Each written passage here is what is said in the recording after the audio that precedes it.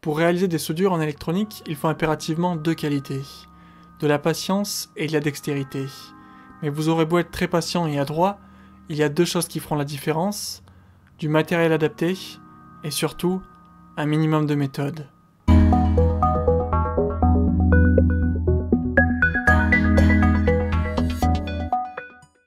Pour se lancer dans de bonnes conditions, il faut commencer par avoir un fer à souder et idéalement avec température réglable. Une panne à pointe sphérique de diamètre environ 1 mm suffira pour la plupart des soudures. De même que de l'étain de diamètre 0,8 mm vous permettra également de souder des composants CMS.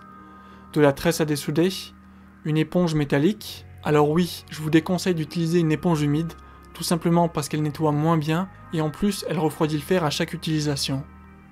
Sinon, on a besoin d'une troisième main, du flux sous forme de pâte et sous forme liquide, des pinces Bruxelles, une pince coupante, et personnellement j'utilise en plus des lunettes spéciales avec un éclairage à LED.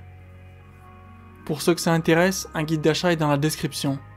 Maintenant qu'on a du matériel adapté, on peut se lancer dans les préparations. On commence bien sûr par nettoyer et organiser le plan de travail en ne plaçant que le matériel dont on va se servir.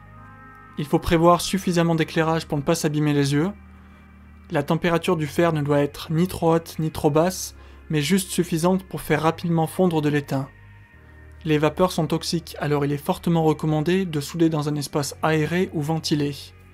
Comme on risque de toucher beaucoup de composants à main nue, si vous n'avez pas de bracelet ou de tapis antistatique, touchez une prise de terre. Un autre détail qui a de l'importance, soudez toujours manches courtes ou manches retroussées. Les préparatifs sont terminés, alors on peut se lancer. Pour des questions d'accessibilité, on commence toujours par les composants CMS. Si c'est votre première fois, l'idéal est de s'exercer avec des PCB-DC. La méthode consiste à appliquer dans un premier temps du flux sur les empreintes afin de faciliter l'adhérence de l'étain. Puis on étame seulement une partie de l'empreinte. Ensuite, on positionne le composant tout en chauffant la partie déjà étamée. C'est uniquement après qu'on finalise la soudure.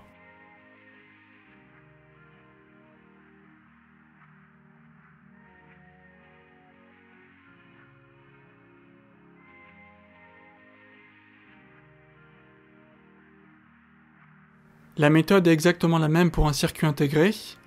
On applique du flux, on étame une partie de l'empreinte, on positionne et immobilise le composant et enfin on soude les broches restantes. Quelle que soit la taille du composant, la méthode ne change pas. Par contre, si vous rencontrez des difficultés en soudant par malchance deux broches adjacentes, vous pouvez vous rattraper avec de la tresse à dessouder.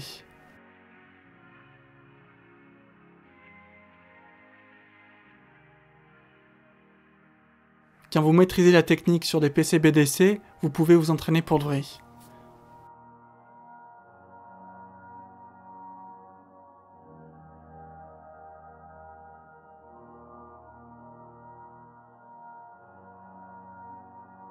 C'est uniquement lorsque tous les composants CMS sont soudés que l'on peut passer aux composants traversants.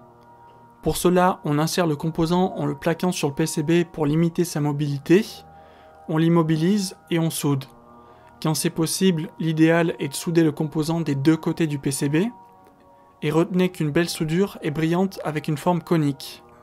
Ne soufflez surtout pas pour refroidir plus vite une soudure, parce qu'en réalité ça la fragilise. En règle générale, on essaie toujours de câbler les résistances afin qu'elles soient lisibles dans le même sens de lecture. Pour lire la valeur d'une résistance, on peut utiliser un convertisseur, mais pour la câbler, on vérifie toujours la valeur au multimètre. Il y a des situations où parfois deux mains ne suffisent pas. Dans ce cas, la méthode est encore pleine de bon sens. On étame, on positionne, on immobilise et enfin, on soude. Une fois que l'on est satisfait, on peut couper les fils dépassants au ras de la soudure. Si vous devez également souder des câbles, c'est aussi très simple. Retirez suffisamment de gaine isolante, enfilez de la gaine thermo, enroulez chaque câble l'un dans l'autre, immobilisez-les, puis soudez-les généreusement. Et il ne reste plus qu'à faire chauffer la gaine. Si vous avez besoin de créer une intersection en T, enroulez le fil comme ceci, puis soudez et enfin isolez. S'il y a des signaux différentiels, pensez bien à les torsader. Avant de mettre sous tension, il y a un test très simple à faire afin de limiter la casse en cas de court-circuit. Cela consiste à vérifier la résistance entre l'alimentation et la masse de la carte. Si la résistance est très élevée, on peut être confiant pour la suite, et branchez la carte à une alimentation limitée en courant. Prenez toujours le temps de passer votre carte à l'alcool et de nettoyer la panne avant d'éteindre le fer. J'espère que ces conseils vous seront utiles même s'ils n'ont rien de révolutionnaire. Ah oui, et j'oubliais une dernière chose. Si vous ne vous êtes encore jamais brûlé les doigts, c'est que vous n'avez pas encore assez pratiqué.